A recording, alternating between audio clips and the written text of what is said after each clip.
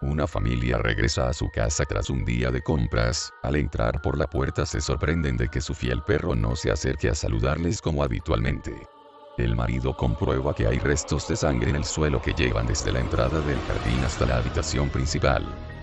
Allí, se encuentra al perro mostrando un extraño comportamiento mientras rasca la puerta del armario. El reguero de sangre llega hasta su boca y el animal no deja de toser como si estuviera atragantado. El hombre, viendo el lamentable aspecto de su perro, que gotea sangre por la boca mientras no deja de toser y luchar por respirar, se teme lo peor. Por lo que le pide a su mujer que se quede con el niño mientras él lleva a su mascota al veterinario más cercano. No sería la primera vez que un perro era envenenado en el barrio por algún desaprensivo al que le molestan los ladridos o simplemente desea hacer daño. Por supuesto, el drama familiar es impresionante. La mujer estalla en lágrimas mientras trata de tapar los ojos a su hijo para que no vea al perro sangrando y el niño gritando para saber qué le pasaba a su inseparable amigo. Ambos se quedan desconsolados mientras el hombre lleva al perro en brazos hasta el coche familiar. Al llegar al veterinario, es inmediatamente atendido en la sala de urgencias, donde se comprueba que el perro tiene un corte muy profundo en el hocico. El corte es muy limpio, como hecho con un cuchillo. Pero eso no es lo que más le preocupa al veterinario. El animal parece extenuado y a punto de ahogarse, ya que le resulta casi imposible respirar, por lo que deciden sedarlo con la intención de buscar el objeto que parece impedirle tomar aire.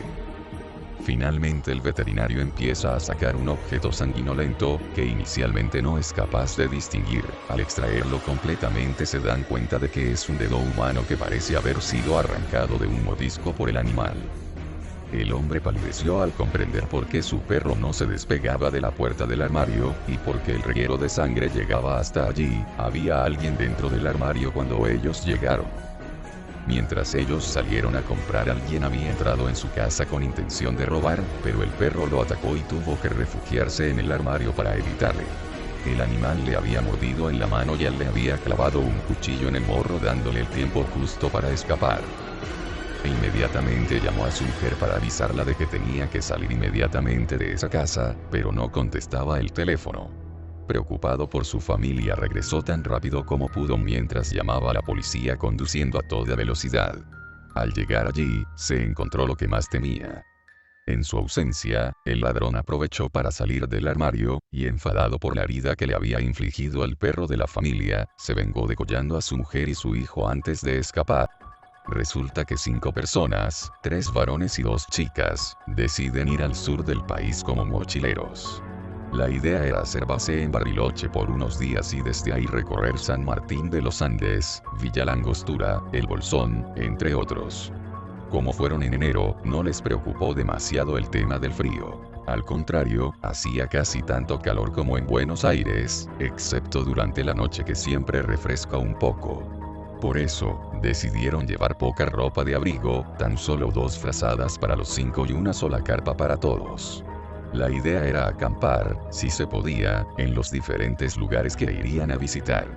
Entonces, en una de las mochilas de las chicas, la de Carla, llevaban únicamente todo lo relacionado con lo comestible.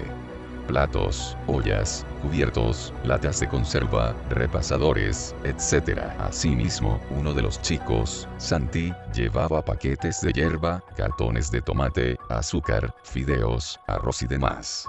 La ropa de todos se la dividieron entre los otros 3. Mati, Enzo y Julieta.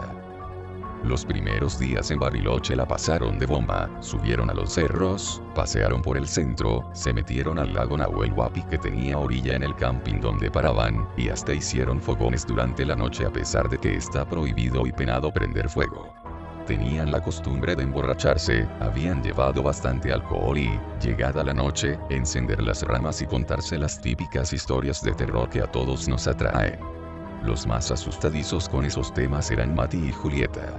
Carla y Santi eran los más dados para ese tipo de relatos y Enzo, directamente, permanecía en la suya y no prestaba demasiada atención.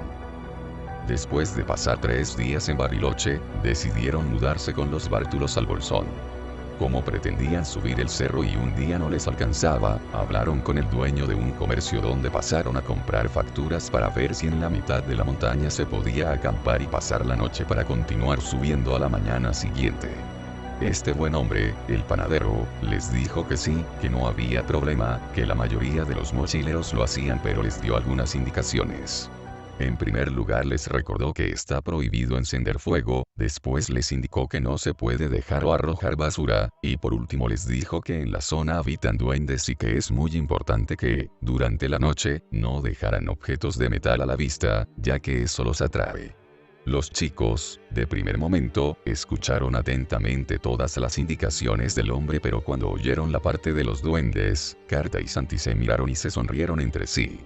No así los otros 3 que, si bien dudaban de la veracidad de la existencia de duendes, tampoco se lo tomaron como algo pasajero. Cuestión que esa misma mañana, rato más tarde, empezaron a subir el cerro. El día estaba bastante nublado, pero, según el pronóstico, no llovería. En el camino, mientras subían, no se cruzaron con ningún otro mochilero. En un determinado momento, el tema de los duendes, que había quedado mal que mal flotando en la cabeza de los 5, salió de la boca de Mati, que se lo notaba bastante preocupado. Una vez más, Carla se rió ahora en su propia cara, lo trató de cobarde y le dijo que no ande creyendo todas las pavadas que decía la gente del lugar porque, sin dudas, era para asustarlos y al mismo tiempo, mantener el mito que atrae a los turistas. El resto siguió caminando sin decir nada. Mati se calló, le devolvió la sonrisa dándole a entender que tenía razón y todo continuó su rumbo. Pero la realidad era que seguía alarmado por el tema. Cuando empezó a oscurecer, Santi y Julieta se adelantaron, prendieron las linternas y al poco rato optaron parar y armar la carpa antes de que se les viniera la noche plena. Entre que Carla con Mati se entretuvieron con eso, Santi, Julieta y Enzo decidieron ponerse a cocinar arroz. Entre una cosa y la otra, se hicieron casi las 10. Cenaron, prendieron fuego y, como todas las noches, se pusieron a contar las historias. A diferencia de Bariloche, que estaban en un camping compartiendo el espacio con otros mochileros, ahora estaban tan solo ellos 5 en mitad de la montaña, cosa que les produjo cierta sensación de temor. Tanto fue así que, en un determinado instante, Enzo frenó a Carla y le dijo que terminara rápido la historia para irse a dormir lo más pronto posible. Se basó en que estaban cansados y pendientes de que, a la mañana siguiente, les esperaba un día igual de agotador. Carla le hizo caso y decidieron apagar el fuego y entrar a la carpa. Santi y Julieta ya se habían metido hacía un rato porque tuvieron sueño. Como los que habían cocinado fueron Enzo, Julieta y Santi, Carla y Mati debieron limpiar y guardar las cosas que habían usado. Pero Mati ya estaba en la carpa y Carla no le dio demasiada importancia. Antes de entrar, Enzo se lo recordó, indirectamente insinuando lo de las ollas de metal afuera y lo de los duendes, pero ella lo ignoró por completo. A mitad de la noche, un ruido en el pasto los sorprendió a todos. Fue algo así como si algún animal se les hubiera arrimado. Se despertaron los 5 asustados. Carla, que había sido la última en entrar, tenía cerca la linterna. La prendió, se la pasó a Mati, que parecía el más valiente, y, junto con Enzo, decidieron asomarse a ver qué era aquel ruido raro. Cuando enfocaron no vieron nada en absoluto. Todo parecía estar en su lugar. Las ollas seguían sucias a un costado de la carpa junto con los platos y los cubiertos, y al parecer, no había animales sueltos de por medio que hubieran venido a garronear algún resto de comida como habían pensado. Se acostaron de nuevo y a los 10 minutos volvieron a escuchar los ruidos en el pasto, esta vez más fuertes. El sonido de pasos venía hacia ellos. Ahora se aterraron. Carla quiso prender la linterna, pero un viento fuerte les sacudió la carpa y se la hizo caer de las manos. El ruido seguía bastante cerca de ellos, diría alrededor de la carpa. Ninguno de los 5 se animó a salir, ni siquiera a abrir y fijarse qué o quién sería. Julieta se puso a gritar qué era lo que quería y por qué los estaba asustando de esa manera.